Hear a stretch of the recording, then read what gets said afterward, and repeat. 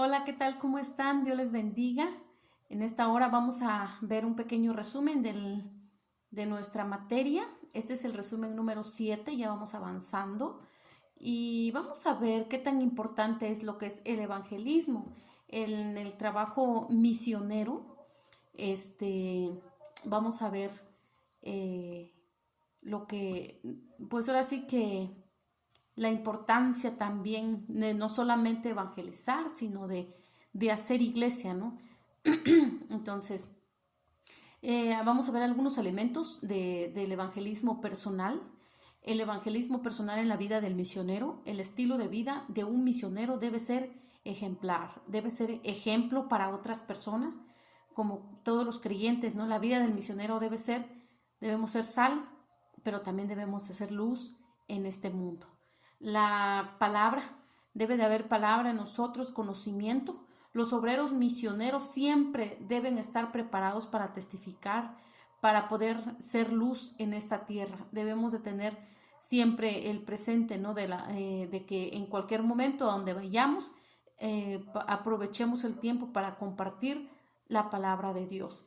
Y también hechos, no solamente que tengamos conocimiento de la palabra, sino es ponerlo por obra. Entonces, el misionero tiene que estar muy consciente de todo lo que está aprendiendo, conociendo en la palabra de Dios, tiene que ponerlo por obra. Entonces, no solamente son palabras, sino son hechos, que se vea, ¿no? El fruto, que se vea el resultado de su conocimiento, el resultado de lo que está aprendiendo, ¿no? Entonces, es importante, hermanos, que el misionero debe de las buenas obras, ¿sí? En cuanto a los hechos, debe tener las buenas obras en los misioneros, ayudar a preparar el campo para traer gente a los pies de Jesús. El evangelismo debe de verse como un proceso, ¿sí?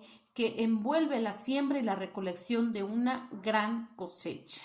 El entrenamiento del evangelismo personal es mejor cuando se hace a través de situaciones reales y es particularmente eficaz si el entrenador puede enseñar y observar al discípulo por un periodo y tiempo razonable. Entonces es importante, hermanos, que nosotros veamos lo que son estos elementos acerca de un evangelismo personal. Entonces, yo sé que ustedes ya llevaron esa materia de evangelismo. Va de la mano también con esta materia en cuanto a esta clase precisamente de compartir la palabra de Dios. Jesucristo dijo, id y predicar el evangelio a toda criatura. Entonces no es que si quieres, no es que si puedes, es que tienes que, porque es un mandato que Dios está ordenando. Es un mandato que Dios nos delegó a nosotros para poder llevar su palabra. Entonces, a lo mejor y tú no tienes ese llamado de misionero, pero tú tienes esa responsabilidad de compartir el evangelio con tu familiar, con tu vecino, con algún compañero de trabajo. Pues no perdamos esa oportunidad, hermanos. No esperemos a que Dios nos lleve a otros lugares, a otros países, continentes. Podemos hacerlo con nuestros seres queridos, podemos hacerlo con nuestros conocidos, compartir el evangelio, ir y predicar el evangelio a toda criatura. Entonces el misionero tiene que saber estos puntos de evangelizar, ¿sí? De conocer. Desarrollemos también en cuanto a esto las amistades, ¿no? Jesús se llevaba mucho con personas no creyentes, ¿sí? Convivía con este tipo de personas. Entonces el misionero debe de cultivar tales amistades también con los no creyentes, con las personas que no conocen del evangelio, pues de hacer amistad, ¿no? Con un propósito, para ganárnoslos para Cristo, no para que ellos nos ganen, sino para nosotros tener una facilidad de compartirles el plan de salvación y llevarlos a los pies de Cristo. Entonces hay que cultivar siempre la amistad y testificar, ¿no? Con nuestro ejemplo. Siempre hay que estar testificando con nuestra forma, nuestra manera de ser, porque a veces nuestra forma de ser habla mucho, ¿no? Nuestro carácter habla mucho de cómo somos nosotros, entonces hay que tener mucho cuidado, hermanos, ¿sí? Los obreros misioneros deben aprender a narrar su historia, ¿no? El narrar una historia acerca de uno mismo es amenazante, ¿sí? A la vez que sirve de una inmejorable introducción al Evangelio, ¿sí? Los misioneros deben estar preparados para darlo, ya sea brevemente o con muchos detalles, dependiendo de la circunstancia. Entonces hay que tener mucho cuidado también. Y en cuanto a dirigir también estudios bíblicos inductivos, también, ¿cómo es esto? Los estudios bíblicos inductivos suelen ser muy efectivos con quienes tienen una mente analítica, ¿sí? Y que desean estudiar con mucho cuidado lo que Jesús les dice. Hay variaciones en tales estudios, desde explorar un personaje en particular hasta estudiar todo un libro, como el Evangelio de Juan.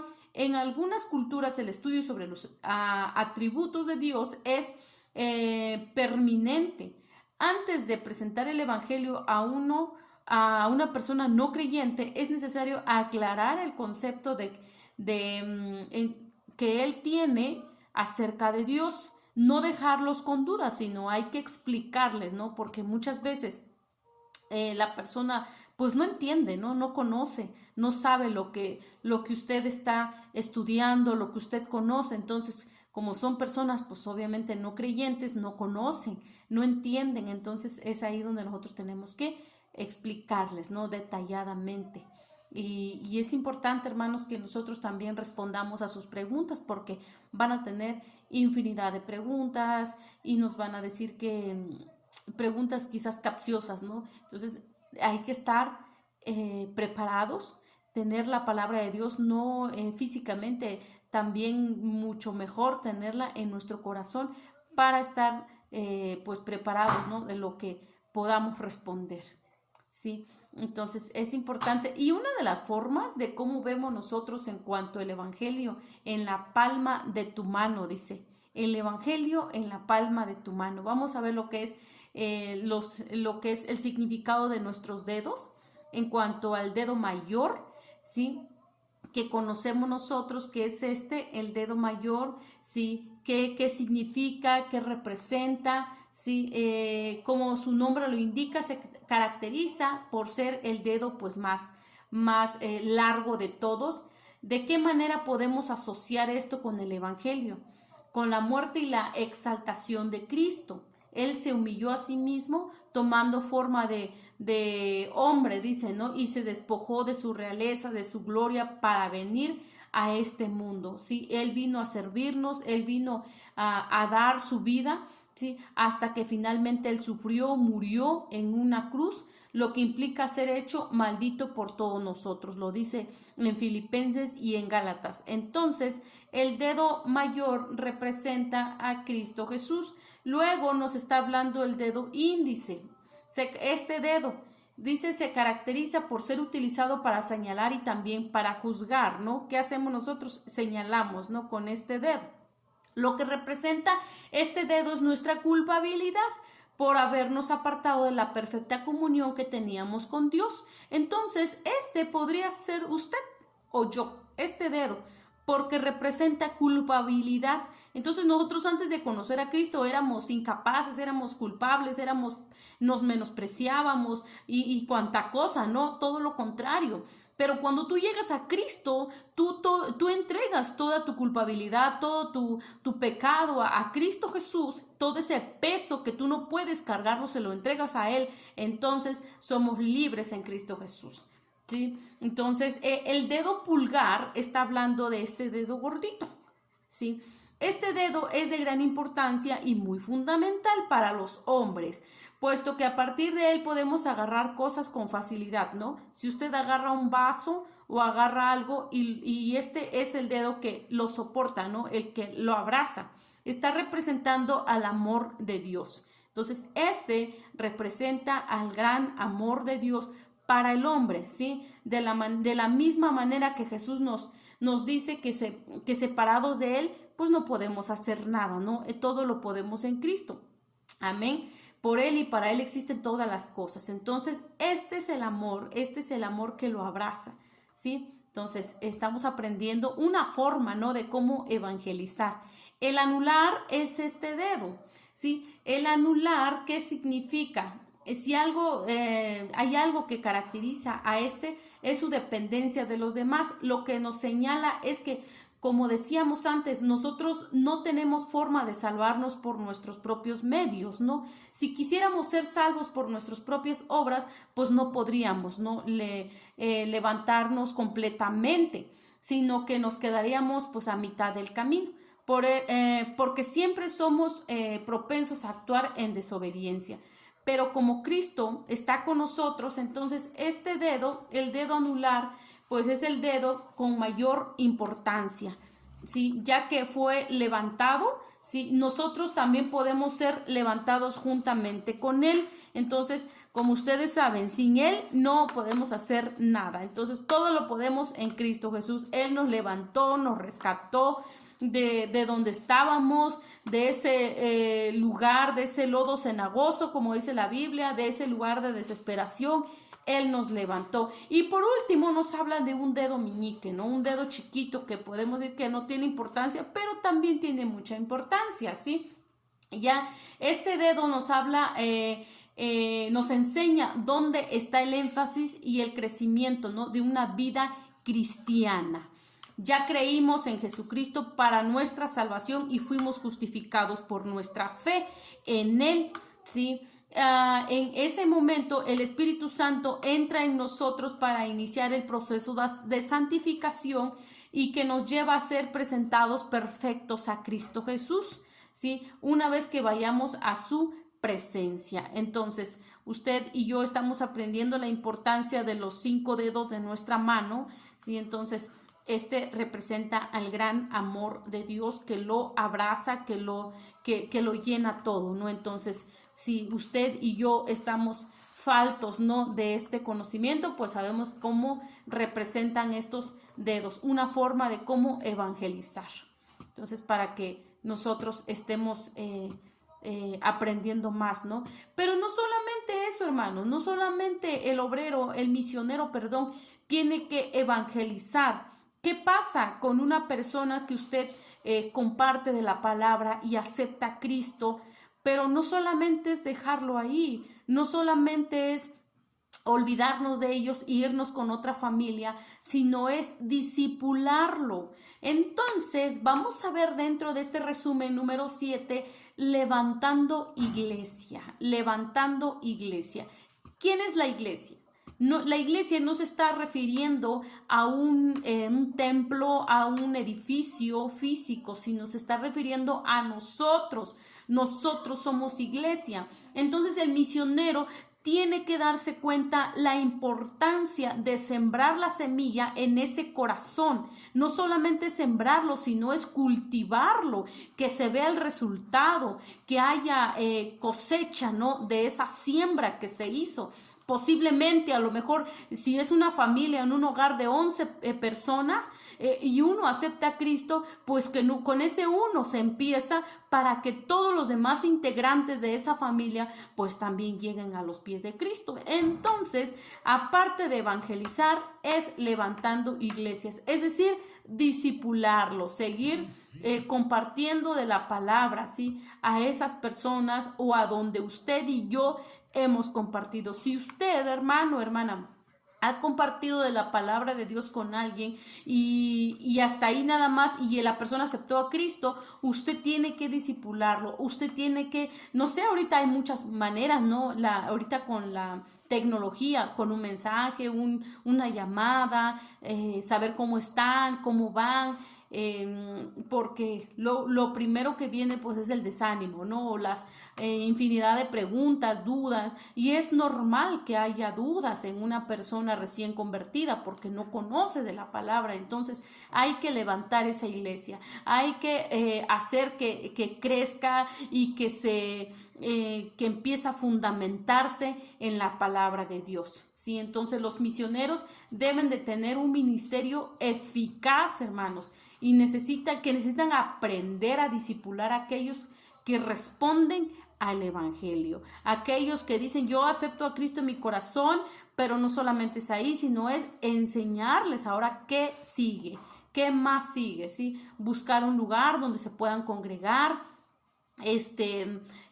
darles enseñanza en sus casas o ver la forma, ¿no? De tal manera que ellos empiecen a alimentarse porque pues están viviendo en su primer amor, ¿sí? Jesús habló acerca de las marcas en cuanto del discípulo, ¿sí? Estas se pueden agrupar, pues vamos a agruparlo en tres formas, ¿no? Un discípulo se identifica, ¿no? Se identifica con Cristo. Cristo Jesús es nuestro máximo ejemplo. Él dejó su realeza, dejó su trono, dejó su gloria para venir en forma de hombre, para cumplir un propósito. Jesucristo fue 100% Dios, pero también fue 100% hombre. Y en su posición de hombre, pues él también sufrió, experimentó dolor, experimentó sentimientos, ¿no? Pero no se dejó guiar por eso. Una diferencia entre él y nosotros. Sí, él no se dejó guiar, pero él lo experimentó porque él también fue hombre. Pero él se negó a sí mismo, ¿sí? Entonces, ¿qué debemos hacer nosotros? Negarnos a nosotros mismos, tomar la cruz y seguir a Cristo. Eso es lo que tenemos que hacer. Y Jesús habló de esto con sus discípulos. Un discípulo es obediente a la palabra. Obedece y cree en lo que dice la palabra. Esto significa pues fidelidad, significa mantener las enseñanzas de Cristo guardadas en nuestro corazón y sobre todo, hermanos, es ponerla por obra, ¿no? Aplicarla en nuestras enseñanzas, en nuestro diario vivir, aplicarlo, ¿sí? Estar constantemente pues en obediencia. Y esto pues no es fácil, ¿no? Cuesta, es trabajo, pero pues de eso se requiere, ¿no? Eso es lo que Dios quiere, ver que en nuestro corazón también, pues sí hay ese interés, ¿no? Que nos estamos esforzando por conocer más de la palabra de Dios. Un discípulo, pues también, ¿qué hace? Lleva fruto de su trabajo y se lo lleva a Cristo Jesús. Entonces, cuando tú y yo vamos a llegar delante de Dios, lo primero que Él va a decir es: ¿dónde están tus frutos? ¿Dónde están mis frutos? ¿Qué fue lo que yo hice estando aquí en la tierra? Entonces, el fruto, pues, es nuestro carácter, ¿no? El fruto se refleja en nuestro carácter, que es el amor, el gozo, paz, paciencia, como lo dice Gálatas 5.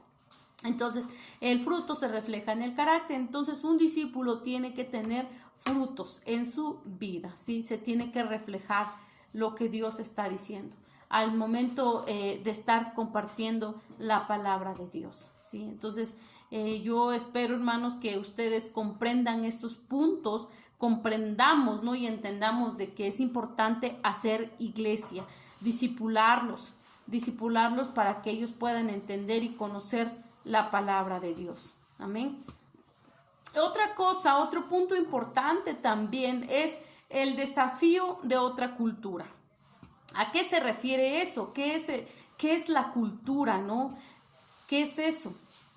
El significado de la cultura, pues, es la creencia, son las costumbres, es las instituciones, ¿sí? La creencia acerca de Dios, la realidad, ¿no? Del asunto, las costumbres.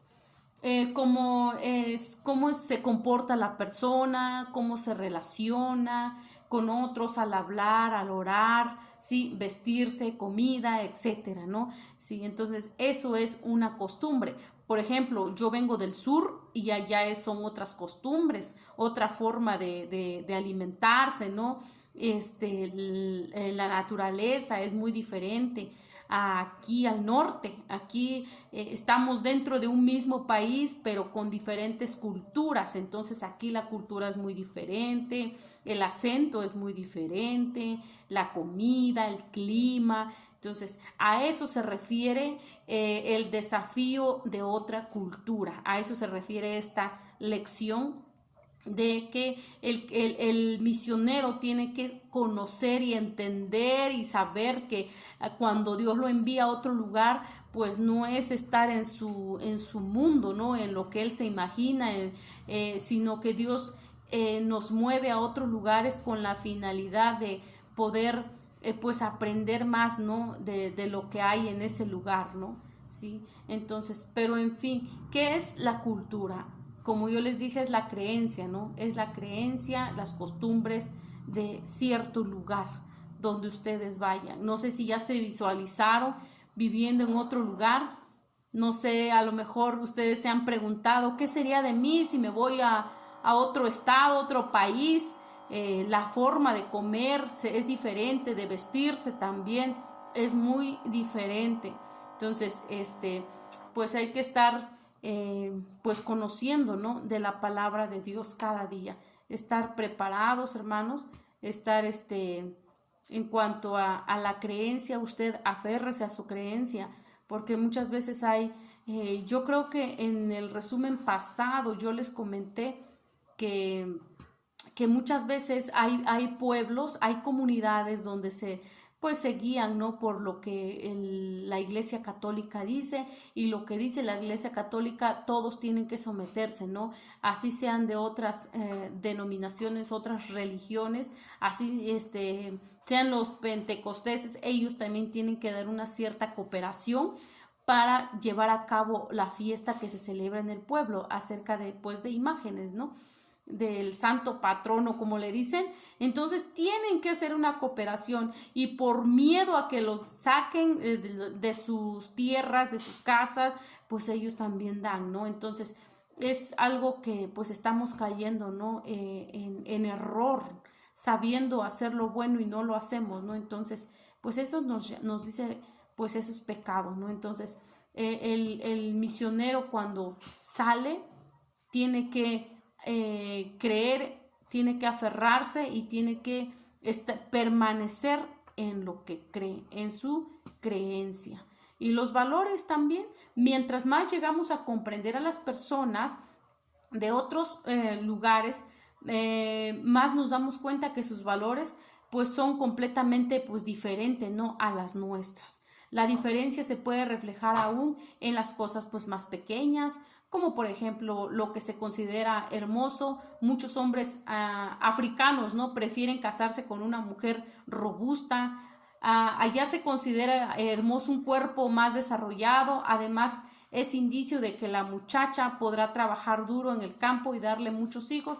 Por el contrario, en el occidente a menudo se admira más a una figura delgada. Estando en, por ejemplo, un lugar que se llama Sumatra, hubo algo que me resultó gracioso. Conocí a un anciano y le pregunté que lo que había atraído hacia el cristianismo. Mi mejor amigo era gordo y me contestó, y yo quería ser gordo. ¿Se imagina? Sí. Y feliz como él era cristiano, y así que yo también me convertí. Entonces, ¿qué es lo que nosotros estamos enseñando, ¿no? ¿Cuáles son nuestros valores? ¿Cómo vamos a estar compartiendo de la palabra de Dios? Entonces, nuestras costumbres, ¿cuáles son? Hay que, a lo mejor, y vamos a otro lugar y las costumbres son muy diferentes a las nuestras, ¿no? Pero va de la mano con la palabra de Dios o no. Entonces hay que tener mucho cuidado, y pues yo sé que Dios nos está guiando, ¿no? Si Dios nos mandó, pues es Dios ayudándonos también. Entonces, pues de eso se trata, hermanos, este resumen número 7. Espero que ustedes lo revisen, escuchen este resumen. Ya estamos finalizando esta materia, y yo sé que está siendo de mucha ayuda para ustedes también, al igual que para mí. Y pues estemos esforzándonos por seguir estudiando más de esta materia. Y no olviden realizar sus actividades, realizar sus tareas, y ya también se acerca nuestro último examen. Y yo sé que les va a ir muy bien. Gracias, hermanos, que Dios les bendiga, que Dios les guarde donde quiera que estén. Bendiciones.